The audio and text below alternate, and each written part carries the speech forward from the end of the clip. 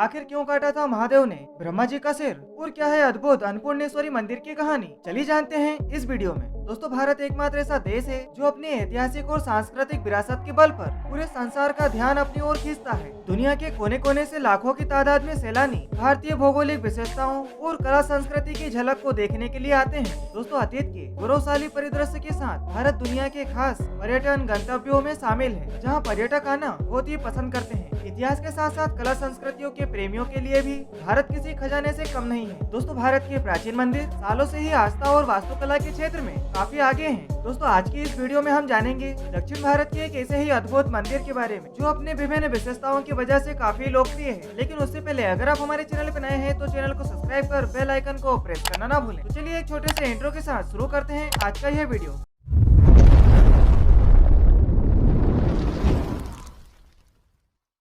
सबसे पहले जानते हैं मंदिर के बारे में। दोस्तों, कर्नाटक राज्य के चिकमंगलूर जिले में अन्य की देवी का अन्नपूर्णेश्वरी मंदिर है। चिकमंगलूर जिले में भद्रा नदी के तट पर होरनाडु गांव में हरे भरे प्राकृतिक वातावरण के मध्य अन्नपूर्णेश्वरी मंदिर स्थित। दोस्तों, यह मंदिर अन्य की देवी को समर्पित है। दोस्तों, महागणपति, आंजनेय स्वामी और नवग्रह इस मंदिर में पूजे जाने वाले अन्य आराध्य हैं। ऐसा माना जाता है कि महर्षि अगस्त्य ने देवी आदिशक्ति श्री अन्नपूर्णेश्वरी की स्थापना की थी। इसके बाद 18वीं शताब्दी में वास्तु और ज्योतिष शास्त्र के अनुसार इस मंदिर का पुनः निर्माण किया गया। दोस्तों, भद्रा नदी के तट पर स्थित प्राचीन अन्नपूर्णेश्वरी मंदिर कर्नाटक के सबसे प्राचीन मंदिरों में से एक है। दोस्तों, इस अद्भुत मंदिर को श्री क्षेत्र होरनाडु के नाम से भी जाना जाता है, जो कि भोजन की देवी अन्नपूर्णेश्वरी को समर्पित। दोस्तों, मंदिर के अंदर आप स्थायी रूप में देवी की एक खूबसूरत प्रतिमा को देख सकते हैं। दोस्तों, इस मंदिर से दक्षिणी हिंदुओं की गहरी आस्था जुड़ी हुई है। और दोस्तों, यहाँ पर आने वाले तीर्थयात्रियों का मानना है कि मंदिर में चमत्कारिक शक्तियाँ हैं। यदि सच्चे मन से यहाँ प्रार्थना की जाए तो भक्त अपने पूरे जीवन में ना तो वो कभी भूखा सोता है और ना कभी वो भूखा मरता है। चलिए दोस्तों, जानते हैं इस मंदिर से जुड़े और भी दिलचस्प बातों के बारे में और जानते हैं मंदिर का संक्षिप्त इतिहास। दोस्तों, अन्नपूर्णेश्वरी मंदिर में पिछले 400 सालों से वंशानुगत धर्म मार्थारू चलते आ रहे हैं। तब से इस मंदिर की सेवा और संरक्षण एक ही परिवार करता आ रहा है। और दोस्तों, इस मंदिर को साज संवारने और धार्मिक अनुष्ठानों को करने में धर्म मार्थारू ने एक अहम भूमिका निभाई है। 5वीं धर्म मार्थारू श्री डीबी तक मंदिर छोटा और अज्ञात था, लेकिन बाद में अगले धर्म मार्थारू वेंकट सुबा जोइस ने ज्योतिष, वास्तुशिल्प और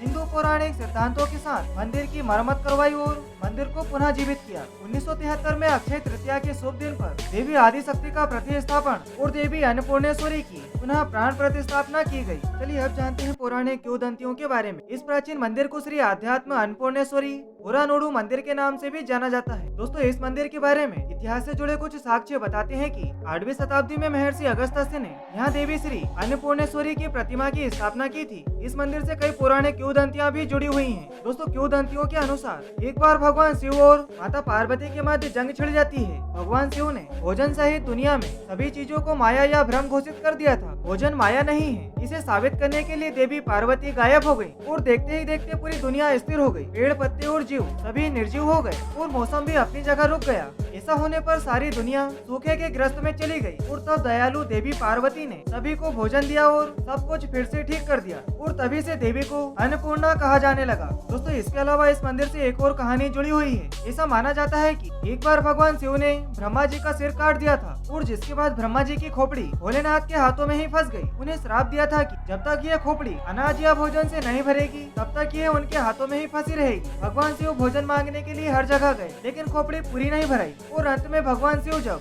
इस मंदिर में आए और माता अन्नपूर्णा ने खोपड़ी भोजन से भर दी और इसी तरह भगवान शिव को दिया गया श्राप टूट गया। चलिए दोस्तों, अब जानते हैं यहाँ की वास्तुकला के बारे में। दोस्तों, धार्मिक और पौराणिक मान्यताओं से अलग मंदिर की वास्तुकला देखने लायक है। मुख्य मंदिर परिसर में पहुंचने के लिए सीढ़ियों का सहारा लेना पड़ता है और मंदिर के गोपुरम में हिंदू देवताओं की कई मूर्तियों को सजाया गया है। मंडपम मुख्य मंदिर प्रवेश द्वार के बाईं ओर स्थित है। मंदिर की छतों पर आप सुंदर नक्काशी देख सकते हैं। दोस्तों, दीवारों पर उकेरी गई बारीक नक्काशी और मूर्तियां देखने लायक है। मंदिर की संरचना और खूबसूरती यहाँ आने वाले श्रद्धालुओं के साथ साथ सैलानियों को भी बहुत ही हद तक आश्चर्यचकित कर देती है। चलिए दोस्तों, आप जानते हैं आप यहाँ तक कैसे पहुँच सकते हैं। दोस्तों, होरनाडु कर्नाटक राज्य का एक प्रसिद्ध शहर है। देश के अन्य प्रमुख शहरों से होरनाडु शहर तक कोई नियमित उड़ान नहीं है, पर यहाँ का निकटतम हवाई अड्डा मंगलोर एयरपोर्ट है। और दोस्तों, यहाँ पर कोई रेलवे स्टेशन भी नहीं है। और अगर आप तब भी यहाँ पर ट्रेन से आना चाहते हैं तो यहाँ का निकटतम रेलवे स्टेशन वंटवाल रेलवे स्टेशन है। इसके अलावा यहाँ पर सड़क के माध्यम से भी आप आ सकते हैं। आप आसानी से दक्षिण भारत के प्रमुख शहरों से होरानाडु के लिए नियमित बस ले सकते हैं। वैसे दोस्तों, क्या आप इस मंदिर में कभी गए हैं? अगर हाँ तो कमेंट करके जरूर बताएं कि आपको यह मंदिर कैसा लगा, और अगर नहीं गए हैं तो आप इस मंदिर में जरूर जाएं। आपको यह मंदिर कैसा लगा, अपने सुझाव हमें कमेंट करके जरूर बताएं। और अगर वीडियो अच्छी लगी हो तो वीडियो को लाइक कर चैनल को सब्सक्राइब करना ना भूलें। मिलते हैं नए वीडियो में एक नए टॉपिक के साथ, तब तक के लिए